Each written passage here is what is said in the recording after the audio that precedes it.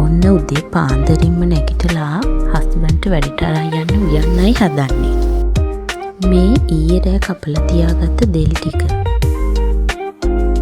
මගේ හස්බන්ඩ් දුෂ්කර සේවයේ ඉන්න නිසා එයා රාජකාරී කරන තැනට ළඟින්ම රෙන්ට් එකට ගෙයක් අරන් තමයි අපි දෙන්න ඉන්නේ. මුලින්ම මං හාල් ටික හොඳට හොදලා වතුර ගානට තියලා රයිස් කුකර් එකකින් තියාගන්නවා.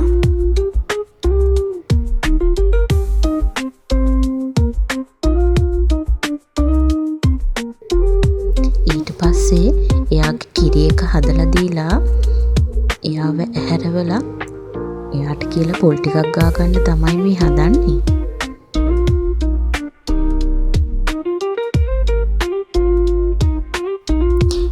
එයා පොල් ගාන අතරේ මන් දෙල් එකට කහ කුඩු, ලුණු කුඩු, අමු 3-5 මිරිස් කුඩු, ලුණු, අමු මිරිස්, කරපිංචා දාලා ලිපෙන් තිබ්බා.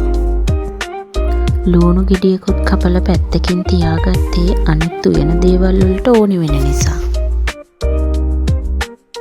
දෙල් එකත් හිමිහිට තැම්බෙන අතරේ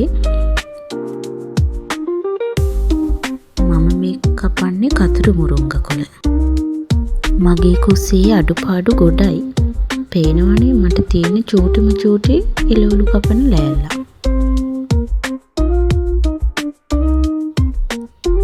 මේ තියෙන්නේ මේ ගෙදර දේව කාමරේ.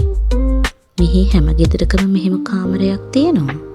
මගේ හස්බන්ඩ් හැමදාම වැඩට යන්නේ මෙතනට පහන තියලා.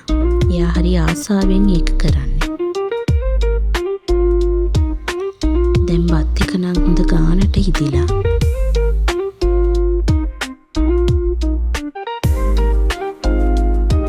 හස්බන්ඩ් ගාලා දුන්න පොල් ටික මම මේ මිරිකන්නේ දෙල් එකට දාන්න. දෙල් එකට පොල් කිරි ටික දාලා හොඳට කලවම් කරලා උතුරනකන් ලිපේ තිබ්බා. දෙල් එක ලිපින් බාලා මම මේ හදන්නේ කතුරු මුරුංග කොළ තෙල් දාන්න. රත් වුණු තෙල් එකට අබෑට ටිකක් දාලා ඒකටම කපාගත්තු ලූණු, අමු මිරිස්, කෑලි මිරිස්, ලුණු කුඩු, කහ කුඩු චුට්ටක් දාලා කතුරු මුරුංග කොළ ටික දාලා හොඳට කලවම් කරගත්තා. ඒ අතරේ බල කරෝල ටික කෑලි කපා ගත්තා.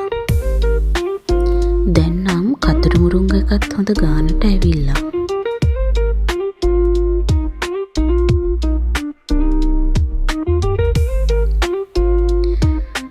රත් වුණු තෙල් එකට මේ දාගන්නේ බල කරෝල ටික.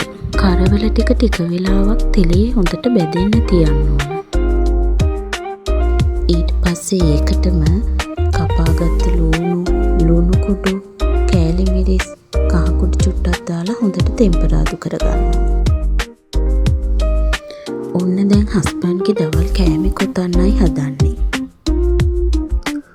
උණුවේ බෙදාගත්ත බත් එකට දිල් කෑලි කීපයකුත් දාගත්තා. කතුරු මුරුංග කොළ ටිකකුත් පැත්තකින් බෙදලා ඒ ළඟින්ම සුවඳ හමන කරෝල බෙදුමින් ටිකකුත් බෙදුවා.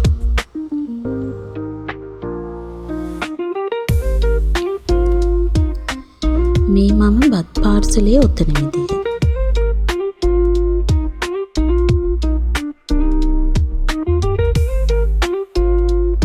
ඔන්න මේ තියෙන්නේ මගේ හස්බන්ඩ්ගේ දවල් කෑම එක.